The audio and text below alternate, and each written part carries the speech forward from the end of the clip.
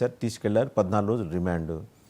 ఇప్పుడు అది అయిపోయింది కదా, ఆ ఎపిసోడ్ అయిపోయిన తర్వాత కూడా పార్టీ ఇది మీడియా ఆఫీసుల మీద వెళ్ళి దాడి చేయాల్సినంత నెసిటీ ఏమొచ్చిందండి? అంటే కూటమి ప్రభుత్వానికి లేకపోతే మీ పార్టీల కార్యకర్తలకి అవసరమా? ఆల్రెడీ ప్రభుత్వం చర్యలు తీసుకుంటుంది. ఆయన అరెస్ట్ చేశారు, కోర్టు మాట్లాడుతుంది, ఏంటి ఆయనకి ఏం శిక్ష విధించాలి కోర్టు చెప్తుంది. 14 రోజులు రిమాండ్ వేశారు. అది చూడండి, సెట్టింగ్ ఫైర్ అవసరమా ఇది? డెఫినెట్గా అలాంటి మనం ఖండించాలి, నిరోధించాలి.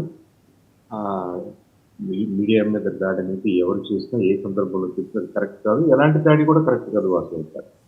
ఇక్కడ కృష్ణరాజు గారు చేసినటువంటి అనుచిత వ్యాఖ్యలు చాలా మంది మనోభావాలను దెబ్బతీసి, మరి ముఖ్యంగా అమరావతి మీద ఒక డార్క్ షాడోని క్యాప్చర్ చేసి, సార్ ఆయన మొత్తం ఆంధ్రప్రదేశ్ మహిళల మీద చేశాడు సార్. కేవలం అమరావతి కాదు, ఆంధ్రప్రదేశ్ మహిళల మీద చేశాడు, మొత్తం ఎంటైర్ ఆంధ్రప్రదేశ్. కాబట్టి దానికి ఏంటంటే కొంత డెఫినెట్ గానే అప్సెట్ అయ్యారు. యువకులు ఉంటారు, అప్సెట్ అయిన యువకులు ఉంటారు. వాళ్ళందరూ కూడా మనం సముదాయించాల్సిన టైం లాగా కనిపిస్తుంది నాకు. నిన్న కొంతమంది మహిళలు అయితే డైరెక్ట్గా ఏడుస్తున్నారు. ఇది వీళ్ళంటే మా పిల్లలకి పెళ్లిళ్ళు ఎలా అవుతాయి, మన ప్రాంతానికి ఇంత బ్రాండింగ్ మీకు దెబ్బతింటారు కదా, పలానా ఊరు పలానా ఏరియా అనగానే అక్కడంతా ఎయిడ్స్ పేషెంట్స్ ఉంటారంట, ఇదంతా అదంతా అని నెగిటివ్గా మాట్లాడతారు కదా, ఎగతాళి చేస్తున్నారు కదా. ఇవేంటంటే ఇంటాంజిబుల్ లాసెస్ అండి. బ్రాండ్ ఇమేజ్ని చాలా చాలా తీవ్రంగా దెబ్బతీసే అంశాలు ఇవి, జనరేషన్స్ని ఇంపాక్ట్ చేసే అంశాలు.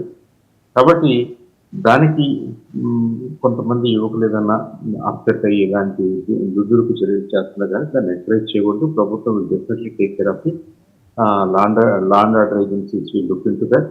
ఎవరు చేశారు, ఎందుకు చేశారు, ఇలాంటి సందర్భాల్లో వాట్సాప్ గారు కొన్ని యాంటీ సోషల్ ఎలిమెంట్స్ కూడా ఉంటాయి. ఈ పార్టీ ఆ పార్టీ అని కాదు, ఆ పార్టీకి సంబంధం లేకుండానే నేను మాట్లాడుతున్నాను. పార్టీ కార్యకర్తలను అంటానికి కూడా వీల్లేదు. వాళ్ళకి కవర్ కావాలి కాబట్టి క్లెయిమ్ చేసుకుంటారు, మేము పలానా పార్టీ కార్యకర్తలు అని చెప్పేసి. Anti social elements anti social elements అంతే. పార్టీల పరంగా చేయాల్సినటువంటి ధర్నాలు కానీ, ప్రొటెస్ట్లు కానీ, డిమాండ్స్ కానీ అవి డైరెక్ట్గానే చేస్తున్నాం. కృష్ణరాజు గారి మీద చర్య తీసుకోవాలని చెప్పేసి అన్ని పార్టీలు ఓపెన్గానే మాట్లాడుతున్నారు, దాంట్లో ఇబ్బంది ఏం లేదు. ఇలాంటి సాక్షి ఆఫీసెస్ లేదా ఇంకేదన్నా ఆఫీసెస్ మీద దాడి చేయటం, సెట్టింగ్ ఎ ప్లేస్ అనేది ఇది అవాంఛనీయం. Definitely law and order agencies have to take it very seriously. They have to look into that. చేస్తారని నేను అనుకుంటున్నాను. ఇంకా 2 సంఘటనలు ఇక్కడ మీతో షేర్ చేసుకోవాలి సాంబశివరావు గారు. ఒకటి ఏంటంటే ఈ కృష్ణా, గుంటూరు, అనంతపురం జిల్లాలకు సంబంధించి ఒక మీడియాలో, ఒక విజువల్ మీడియాలో, పేరు అనవసరం, మీరు కూడా చూసే ఉంటారు, ఇది సిమిలర్ కైండ్ ఆఫ్ రిపోర్ట్.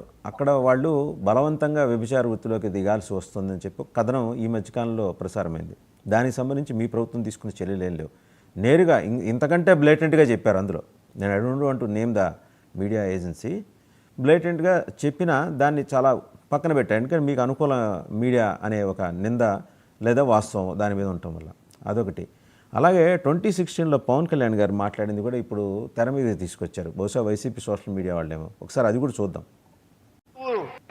మన అనంతపురం జిల్లా కరువు దేశ యావత్తు తెలిసేలాగా నేను మన కరువుని, మన సమస్యల్ని మన దేశ రాజధాని ఢిల్లీ దగ్గరే తీసుకెళ్ళడానికి సిద్ధంగా ఉన్నాను. మనం ఎంత బాధపడుతున్నాం, ఎంత కరువు కోరల్లో చిక్కుకుపోతున్నాం. ఆడపడుచులు మానాలు అమ్ముకుంటున్నారు. ఆ విషయం కేంద్ర ప్రభుత్వానికి కానీ రాష్ట్ర ప్రభుత్వానికి కానీ తెలుసా? కరువు వల్ల.